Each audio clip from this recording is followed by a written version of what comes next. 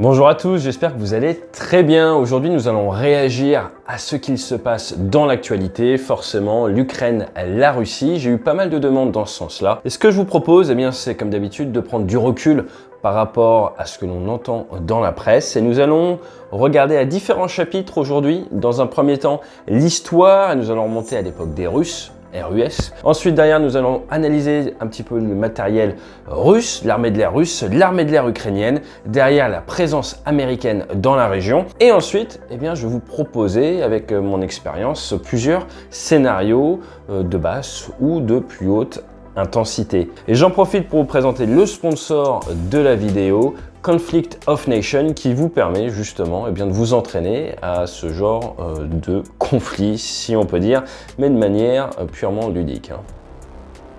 Conflict of Nations est un jeu de stratégie PVP, ce qui signifie player versus player, donc joueur contre joueur, des humains, en temps réel, gratuit. Vous pouvez choisir un vrai pays à diriger pendant un conflit mondial du 21e siècle, donc l'Ukraine, la Russie, les États-Unis, la France, et combattre jusqu'à 128 autres joueurs en temps réel dans des parties qui du coup peuvent durer des semaines. Vous verrez, ça prend beaucoup de temps de déplacer des unités au travers d'un grand pays. Utilisez de nombreuses unités pour construire votre armée, vous aurez des chars, des avions, des navires, et vous pourrez déclarer la guerre à vos voisins ou décider de forger des alliances avec d'autres joueurs, et bien sûr vous pourrez retourner votre veste. Vous choisissez votre propre stratégie, vous engagez dans des batailles épiques et vous partez à la conquête du monde où vous essayez de vous défendre. Moi, ce que j'aime beaucoup, c'est qu'on peut recréer de nombreux conflits, et en ce moment, vous pouvez jouer sur PC et mobile, et vous obtenez un cadeau exclusif. Vous pouvez obtenir 13 000 pièces d'or et un mois d'abonnement premium gratuit. C'est disponible pendant 30 jours. Ne perdez pas de temps, cliquez sur le lien. Je voudrais juste insister sur le fait que c'est grâce à ce sponsor que nous pouvons créer des emplois, embaucher des monteurs et continuer à croître d'un point de vue chaîne, boîte de production, chaîne sur YouTube. Donc merci à eux. N'hésitez pas à tester leur magnifique jeu.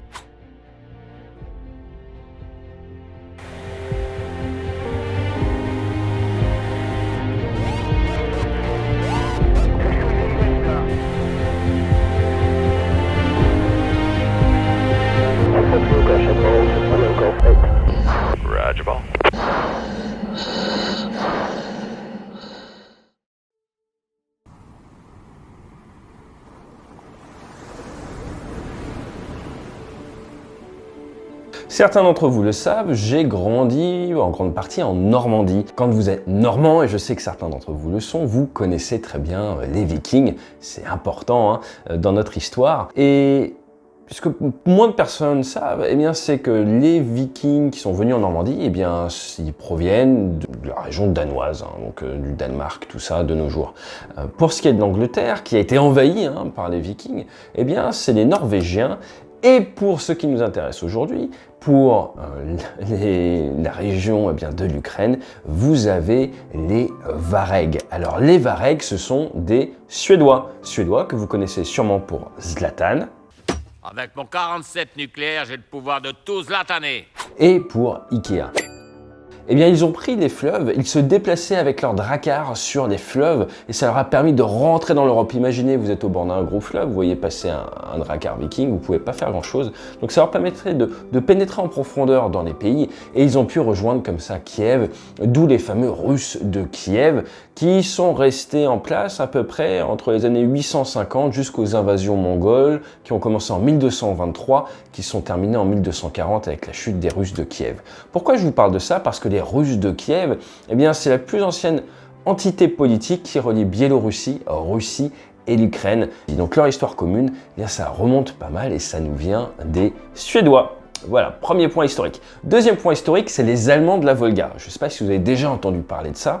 Sous la Grande Catherine, qui est Catherine II, qui a été grande chef de la Russie entre 1762 et 1796, il y a une grande phase d'expansion, notamment vers l'Est, et elle a décidé d'inviter des colons allemands pour s'occuper du grenier de l'Europe, comme on dit, du côté de l'Ukraine, et des Allemands ont été autorisés à venir s'installer autour de la mer Caspienne, autour de la Volga, et ils avaient le droit de garder leur religion, le droit, et j'insiste dessus, de garder leur langue, Vous verrez en fin de vidéo pourquoi c'est important, et leur culture. Et donc vous avez ces peuplements allemands autour de la Volga dans cette région qui sont très importants depuis la fin du XVIIIe siècle.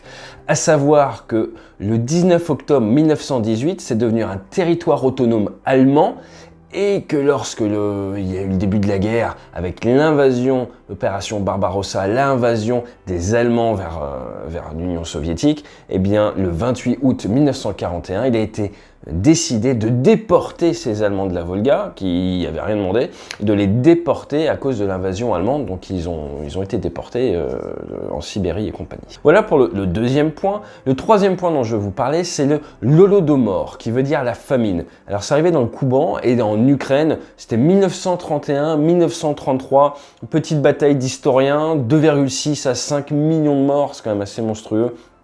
Et là, c'est tout simplement une famine. Certains disent que c'est volontaire de la part de Staline. En 2006, l'Ukraine a décrété que c'était un génocide et il y a une commémoration fin novembre. Et en 2008, il a été décidé que c'était un génocide, que c'était un crime contre l'humanité perpétré par Staline, par l'URSS, contre la population ukrainienne. Donc vous voyez que l'histoire n'est pas forcément tendre entre les Russes et les Ukrainiens. Dans une histoire un peu plus proche, vous avez l'indépendance. Donc l'indépendance de l'Ukraine, à savoir qu'il y a eu un petit peu d'indépendance déjà en 1917-1918. À ce moment-là, certains séparatistes ont demandé de l'aide des Allemands. Encore une fois, l'importance des Allemands en Ukraine. Et vous avez eu la création ensuite de la République socialiste soviétique d'Ukraine, donc c'est rentré dans l'URSS. En décembre, le 8 décembre 1991, vous avez les accords de Minsk, et là vous avez vraiment l'indépendance ukrainienne. Ça existe en tant que pays, deuxième plus grand pays d'Europe après la Russie, 41 millions d'habitants. Donc 8e pays d'un point de vue population et 622 milliards en termes de PIB. En 2014, vous avez peut-être entendu parler de l'invasion de la Crimée, donc la Russie a annexé la Crimée. À l'heure actuelle, vous avez des grandes tensions dans le Donbass avec un conflit depuis plusieurs années. À savoir que le 5 décembre 1994, il y a eu le mémorandum de Budapest. Pourquoi je vous parle du mémorandum de Budapest? Parce que l'Ukraine, qui avait de l'armement nucléaire, qui avait énormément de matériel militaire suite à l'Empire soviétique, a signé le TNP, le traité de non-prolifération nucléaire, et en échange, États-Unis, Royaume-Uni et Russie s'engageaient à respecter son intégrité territoriale et sa sphère d'influence. Donc forcément, vous vous doutez bien que la Crimée, tout ça, qu'il y a eu des petits soucis. Donc voilà pour la partie historique avec l'Ukraine. Vous avez les Russes de Kiev, ça nous vient des Suédois. Ensuite, les Allemands de la Volga à connaître. Ensuite, il y a eu cette grande famine 31-33, 5 millions de morts pour le compte de Staline. Ça a été reconnu comme un crime contre l'humanité. Et derrière, vous avez l'indépendance. Et comme vous voyez derrière moi, regardez les couleurs du drapeau ukrainien. Je vous ai parlé de ses origines suédoises. Et je vous laisse voir si vous y voyez un éventuel parallèle à ses origines.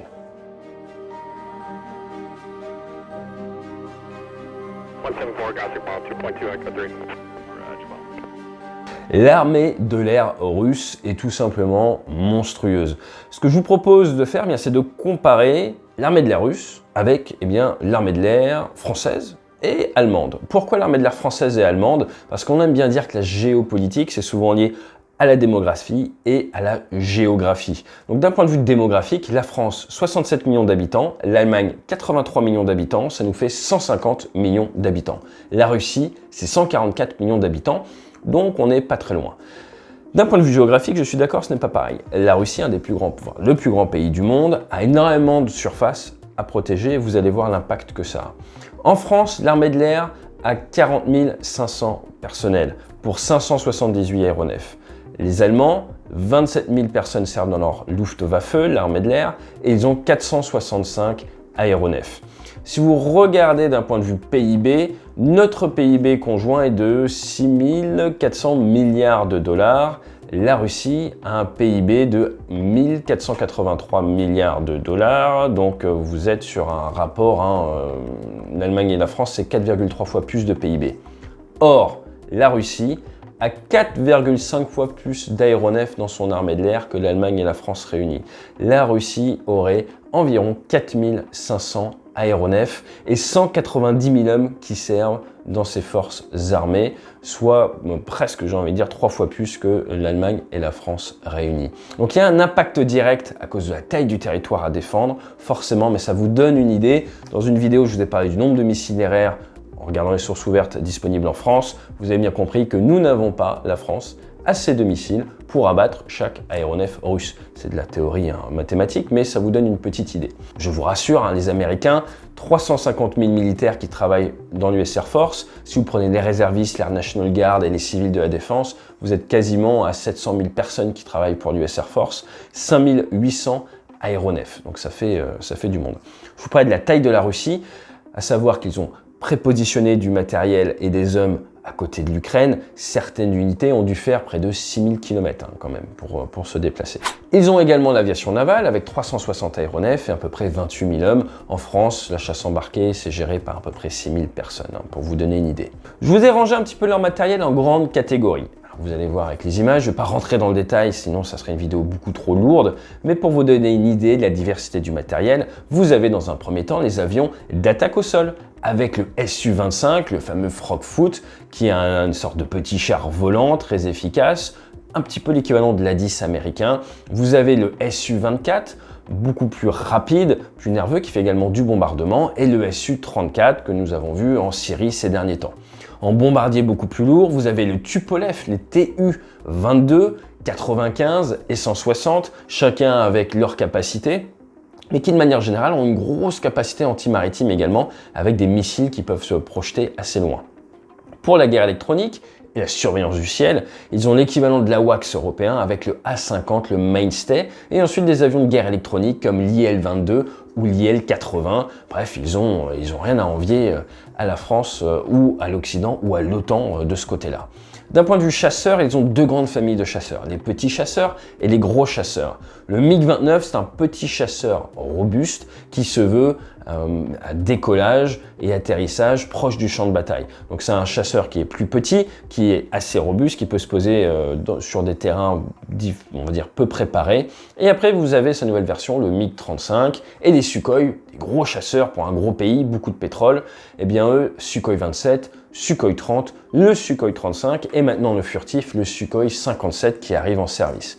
Donc des avions de chasse très modernes avec de l'armement très efficace, notamment avec les AA-12 Hadder qui sont leurs Fox 3, l'équivalent de l'AIM-120, des missiles à guidage infrarouge. Ils ont toute la technologie infrarouge et de la technologie furtive très efficace. En intercepteur lourd, rapide, ils ont le MiG-31 qui vient du MiG-25 à la base, qui est un chasseur qui peut être trisonique, qui peut monter très vite et qui du coup peut faire assez peur.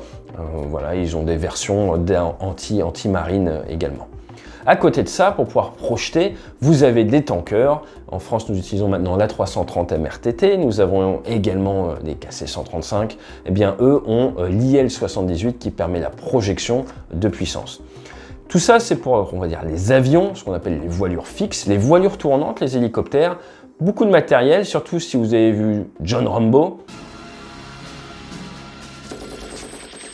Vous avez le fameux Hind, le Mi-24, le Mi-35. Après, vous avez du Ka-50 qui est très sympa et le Ka-52 qui a sa forme très particulière. Et ensuite, des hélicoptères de transport avec du Mi-8, du Ka-60, du Mi-17 et le fameux Mi-26 qui fait quand même au maximum 56 tonnes. Rendez-vous compte, 56 tonnes, c'est plus de 2 Rafales et demi à la masse max. Donc c'est absolument énorme. Les Américains ont développé leur technologie et leur, on va dire, maîtrise de la voilure tournante lors de la guerre du Vietnam, avec l'Apache, avec le UA. Les Russes ont développé leur maîtrise de la voilure tournante lors de leur guerre en Afghanistan, où l'arme aérienne, la voilure tournante, a été extrêmement importante. Voilà ce que je pouvais vous dire pour l'armée russe, qui à l'heure actuelle est en train de se positionner du côté de la frontière ukrainienne avec 100 à 130 000 hommes. Je ne vous ai pas parlé de l'armée de terre, je ne vous ai pas parlé de la marine, on pourra en parler dans d'autres vidéos si vous le voulez, n'hésitez pas à me le mettre en commentaire, mais là il faut quand même avancer.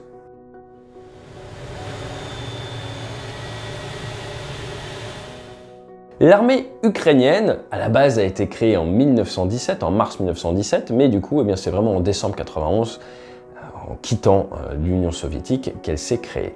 Vous aviez le service militaire obligatoire, 12 mois dans l'armée de l'air, dans l'armée de terre, 18 mois dans la marine. En 2014, il a été décidé de l'arrêter, ce service militaire, puisqu'il pensait qu'il n'y avait aucune crainte à avoir, et il a été décidé de maintenir un petit peu en urgence, mais une annonce vient de faite cette semaine, comme quoi eh bien, il voulait passer d'une armée de conscrits vers une armée professionnelle et viser pour 2024 environ 350 000 militaires de métier. Je vous rappelle que c'est un pays de 41 millions d'habitants, donc 350 000 militaires de métier, c'est beaucoup. Ils ont à peu près 11 000 hommes aptes à se battre, vraiment aptes au service, ils sont 7 millions, et à l'heure actuelle, il y aurait 290 000, 300 000 personnes sous les drapeaux. Ils ont participé à des opérations extérieures, Kosovo, Congo, ils ont des troupes au Libéria, un petit peu en Côte d'Ivoire également, et pour ce qui est de leur armée de l'air, c'est pas Byzance. Pourquoi c'est pas Byzance? Parce que d'après les sources, au mieux ils auraient 247 aéronefs, mais ça serait plutôt à peu près 125 mis en œuvre par 43 000 hommes. Ils ont forcément du matériel russe, donc nous avons retrouvé les mêmes types d'avions, à peu près 17 Sukhoi 25, à peu près une trentaine de Sukhoi 27, principalement pour la défense aérienne, une cinquantaine de MiG-29, donc c'est leur plus grosse flotte de chasseurs, et ensuite vous avez une grosse dizaine de Sukhoi 24. En parallèle de ça, vous avez 15 Mi-8, c'est pas énorme, hein. Vous auriez des nouveaux drones TB2, il n'y en aurait que 6, et par contre 72 RQ-11 du drone de fabrication américaine.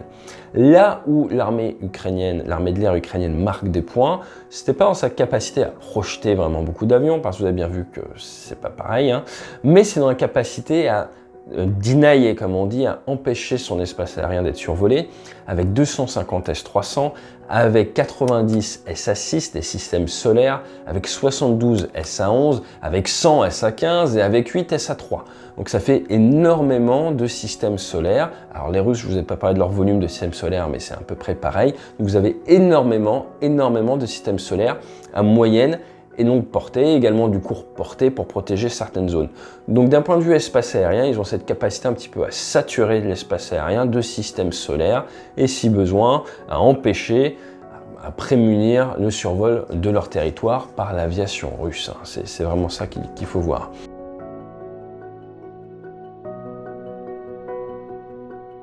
Au niveau des bases, elles sont principalement dans l'est du pays. Vous avez alors excusez ma prononciation, Kulbaniko, où il y a du Sukhoi 25 et du MiG-29, Starokostianituvitz avec du Sukhoi 24, Ivano-Frankrich avec du MiG-29, Ozern avec du Sukhoi 27. Donc en gros, ce qu'il faut voir, c'est qu'ils sont plutôt dans l'ouest du pays, ce qui est une bonne chose. Pourquoi? Parce que s'ils avaient trop de force dans l'est, eh bien, dès le décollage, ils pourraient être attaqués par les systèmes solaires russes. C'est ça qu'il faut voir. Les systèmes solaires, c'est généralement quelque chose de défensif, mais face à deux pays autant équipés en système solaire, ça devient une arme offensive, parce que votre rayon d'engagement, eh bien, il dépasse sur le pays adverse. Donc si vous mettez des systèmes solaires en Ukraine côté Est, ou des systèmes solaires à l'ouest de la Russie, eh bien le volume d'engagement va dépasser sur le territoire d'à côté. Et si vous avez des avions qui décollent proche de la frontière, vous pouvez quasiment de suite les engager au-dessus d'une certaine altitude avec vos systèmes solaires qui restent chez vous. Et c'est ça un petit peu, je pense, la chose la plus compliquée à comprendre pour des pilotes de la marine ou pour des pilotes occidentaux qui sont habitués à se projeter vers des théâtres d'opération qui sont loin, c'est que nous avons du mal à percevoir ces systèmes solaires comme une arme qui peut nous attaquer chez nous. Je m'explique. Imaginez l'île d'Ouessant est russe et nous sommes sur la base de Landivisio. Au moment où nous décollons de la base de Landivisio, les systèmes solaires basés sur l'île d'Ouessant peuvent nous attaquer, en gros, au moment où on rentre le train. À partir de là, ça pose d'énormes soucis pour la mise en œuvre de notre matériel. La présence américaine dans la région. Alors ce qu'il faut savoir, c'est qu'il y a toujours eu énormément de présence américaine en Europe. L'apogée, si je puis dire, était dans les années 60. En 1960, vous aviez 430 000 Américains basés en Europe. En 2020, à peu près 63 000. Vous avez de la présence américaine en Pologne, en Roumanie. Mais à l'heure actuelle, si on regarde en septembre 2021, vous aviez 35 000 Américains en Allemagne, beaucoup d'Américains en Allemagne. Vous aviez près de 10 000 Américains en Angleterre, 12 000 Américains en Italie où il y a une grosse base navale, 430 Américains en Grèce et 4 000 en Pologne. Pourquoi je vous donne tous ces chiffres? Parce que vous regardez 35 000 en Allemagne, 10 000 en Angleterre et 4 000 en Pologne. en Europe, les Américains ne sont pas proches de la Russie. Ils gardent une distance, on ne vient pas vraiment se coller à la frontière pour les énerver. Il y a cette distance qui est préservée. Mais il n'y a pas que cette Europe-là, il y a également la Turquie, présence américaine en Turquie avec la base d'Inkrilit et la base d'Izmir.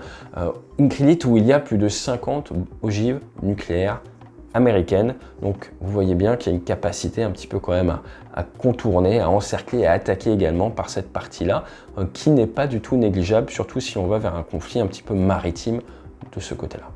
Donc nous sommes d'accord pour dire qu'il y a une forte présence américaine, mais qu'elle a beaucoup diminué. Pourquoi est-ce que cette présence américaine a beaucoup diminué? Surtout ces dernières années, parce que les Américains sont en train d'augmenter leur centre d'intérêt sur l'Asie, sont en train de s'inquiéter de plus en plus de ce qui se passe face à la Chine et se désintéresser, réduire leur présence en Europe. Alors la tendance va peut-être s'arrêter à cause de ces événements, mais voilà. Il y a d'autres points qu'on peut prendre en compte, c'est les considérations politiques, mais surtout économiques. Vous avez sûrement entendu parler des pipelines de gaz Nord Stream. Vous avez Nord Stream 1, Nord Stream 2, qui sont entre la Russie, Nord Stream 2 et l'Allemagne, qui sont à l'heure actuelle en stand-by. Mais vous avez le Brotherhood, vous avez un pipeline qui passe de la Russie, qui traverse l'Ukraine. Donc forcément, c'est à l'heure actuelle une grosse source de revenus pour l'Ukraine, mais également pour la Russie. Et vous avez sûrement entendu que les prix du gaz avaient augmenté. C'est parce qu'à l'heure actuelle, les Russes envoient un petit peu le minimum possible, d'où l'offre et la demande, augmentation des prix. Je ne vais pas trop rentrer dans ces considérations-là, sinon on a pour une vidéo de 8 heures, et moi, c'est pas forcément mon domaine d'expertise. Ce que je voudrais juste faire maintenant, avant d'attaquer mes options, c'est vous faire un tout petit résumé de ce qui s'est passé. Je vous rappelle que la présence à Kiev, eh bien, ça nous vient à la base des Suédois, que vous avez les Allemands qui, mine de rien, sont très présents depuis les Allemands de la Volga dans la zone, que vous aviez cette autorisation pour une certaine tranche de la population de garder sa culture. Et c'est ça qui est intéressant, vous voyez qu'en Ukraine, à l'heure actuelle, vous avez des soucis au niveau de la langue. Vous avez toute une partie du pays qui parle ukrainien, vous avez une partie du pays qui parle russe, avec la région du Donbass où il y a des conflits à l'heure actuelle. Si on regarde un petit peu les sondages de 2017, vous avez 56% des habitants qui parlent ukrainien à la maison, et vous avez 23% des Ukrainiens qui disent parler russe à la maison, et 21% qui disent passer d'une langue à l'autre. Et cette notion de langue est très importante. Sauf que le gouvernement ukrainien veut faire interdire le russe, mais des amendes obligent les gens à parler ukrainien. Donc je vous renvoie vers le côté historique et vers le fait qu'historiquement, c'est pas forcément ce qui se passait dans cette région du monde, ce qui forcément a créé des tensions. Et également, ce qui amène les Russes à dire il y a une volonté dans le Donbass de génocide contre les russophones. Et ça, c'est quelque chose qu'on retrouve dans la presse depuis fin 2021 de la part de Poutine, qui dit qu'il y a cette volonté de génocide contre les russophones. Donc il y a un petit peu cette vision d'une Ukraine avec une partie ukrainophone et une partie russophone.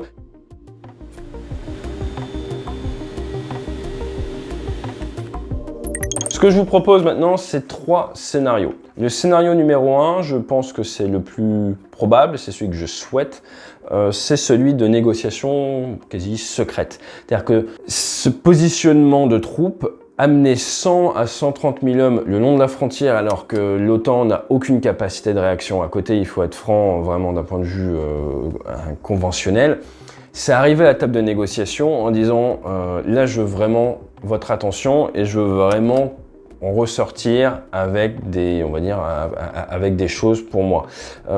Pourquoi je vous dis ça? Parce que ça me fait un petit peu penser à la guerre de Corée. La guerre de Corée, qu'est-ce qui s'est passé? Vous avez les Américains et l'ONU qui arrivent, qui remontent en Corée, ils sont victorieux, et là vous avez quasiment 1,7 million de Chinois et Russes qui sont mis à la frontière et qui font une contre-attaque.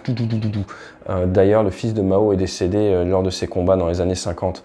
Mais là où je veux en venir, c'est qu'à un moment, les Américains et le général MacArthur se sont retrouvés à dire en fait, il faut mettre en œuvre de l'arme nucléaire. MacArthur voulait mettre 7 bombes atomiques tactiques parce qu'il était juste face à trop d'adversaires. Je résume un tout petit peu, mais c'est ça l'idée. C'est-à-dire qu'en fait, quand vous êtes une armée occidentale, il y a un moment, si vous faites face à trop d'adversaires, votre doctrine vous ramène vers du feu nucléaire tactique.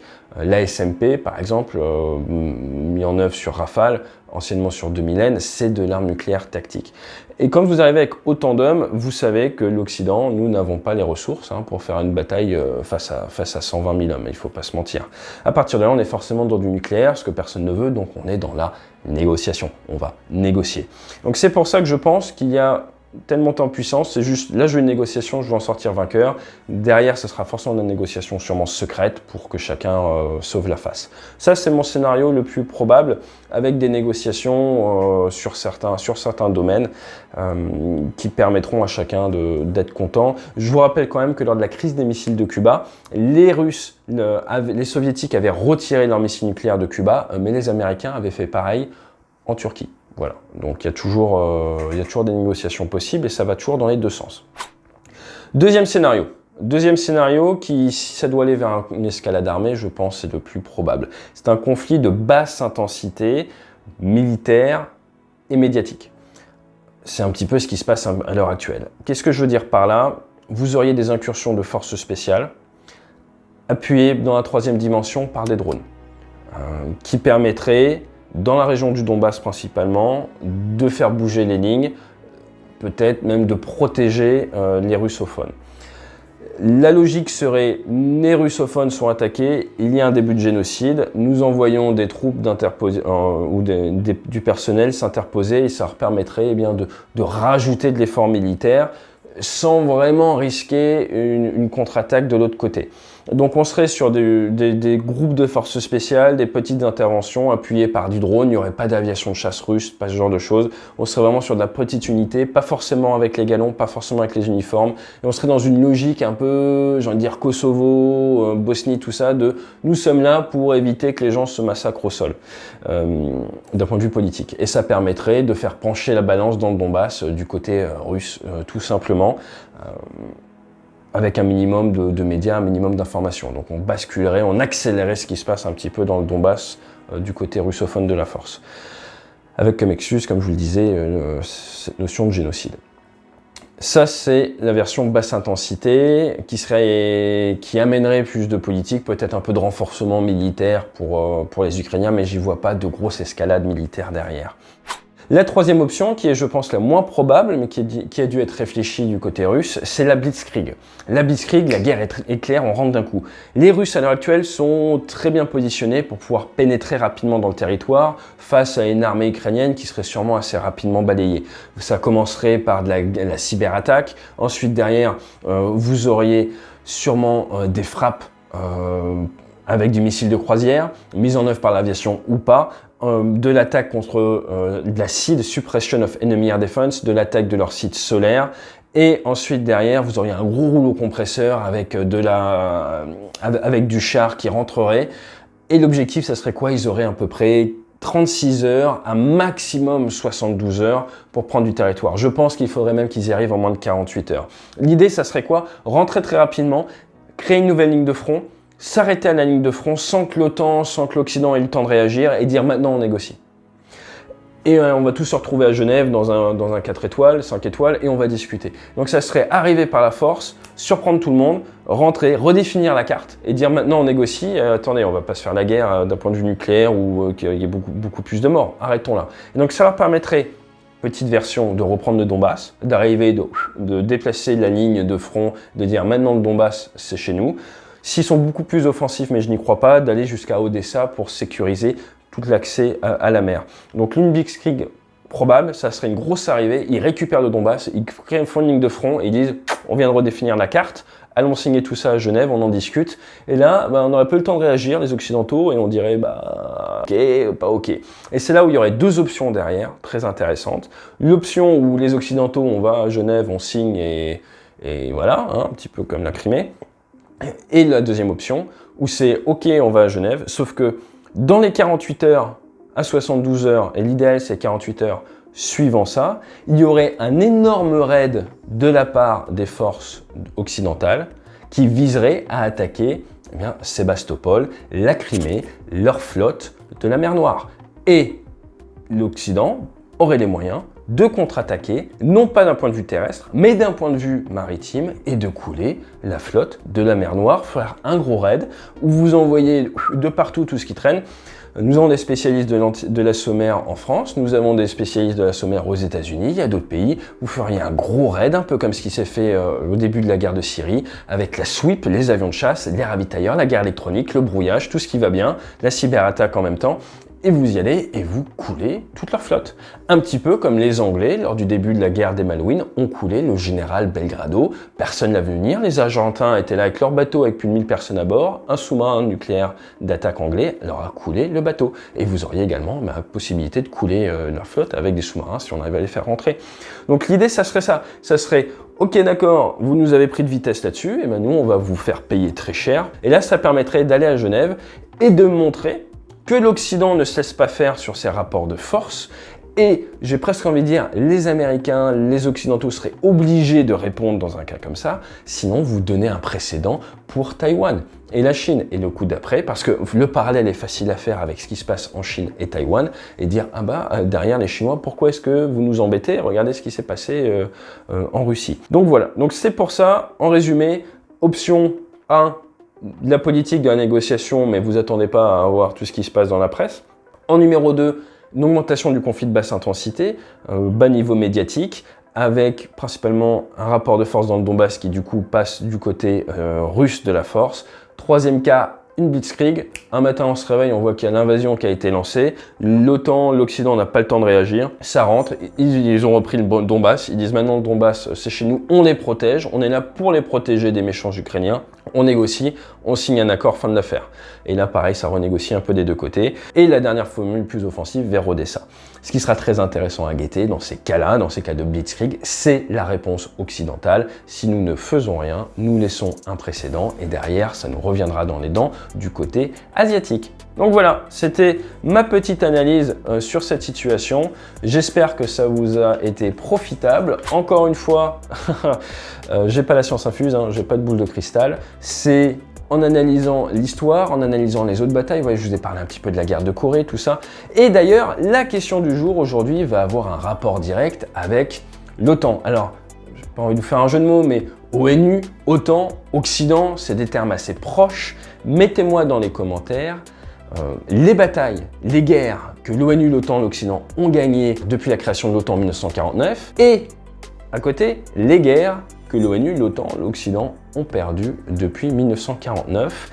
Et si c'est un sujet qui vous plaît, nous le traiterons dans une future vidéo parce que vous allez voir, il y a pas mal de choses à dire. Et comme vous l'avez vu, il y a le bouquin en courte finale pour le 22 de 22. C'est en français, ça sera sur Amazon. On en reparlera parce qu'il y aura également du nouveau type de contenu en rapport avec tout ça, au-delà du cockpit. Je vous dis à très bientôt. N'hésitez pas à vous abonner, à partager la vidéo et à aller voir tout ça d'un point de vue gaming avec Conflict of Nations. Mais bon, on en reparlera. Allez, fly safe. Conflict of Nations est un jeu de stratégie PVP en temps réel gratuit qui se déroule pendant un conflit mondial du 21e siècle. Choisissez votre propre stratégie, engagez-vous dans des batailles épiques et partez à la conquête du monde. Vous obtenez un cadeau exclusif, cliquez sur le lien dans la description pour obtenir 13 000 pièces d'or et un mois d'abonnement premium gratuitement. Offre disponible uniquement pendant 30 jours, ne perdez pas de temps.